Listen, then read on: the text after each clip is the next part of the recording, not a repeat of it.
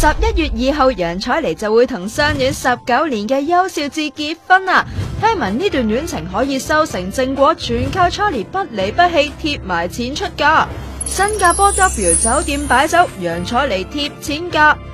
本身 Charlie 嘅媽媽就係台灣人嚟嘅，好多親朋戚友都喺台灣噶，但係為咗遷就男家，特登揀翻喺男家嘅家鄉新加坡擺酒。哇，好靚啊！坐落喺聖淘沙東岸嘅5星級 W 酒店，最貴每圍要成13700蚊港紙，坐得個10個人。表面就好風光啦，查實 Charlie 之前同邱少智曾經因為個錢字冷戰過。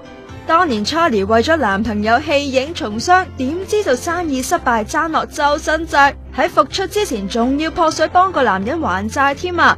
而家仲要嫁埋俾佢。不過點都好啦，見到而家 Charlie 揾到佢嘅幸福，佢啲朋友都即刻喺微博度支持佢，好似佢嘅好姊妹梁詠琪、李心潔同埋許茹芸等等，個個都話戥佢好開心啊！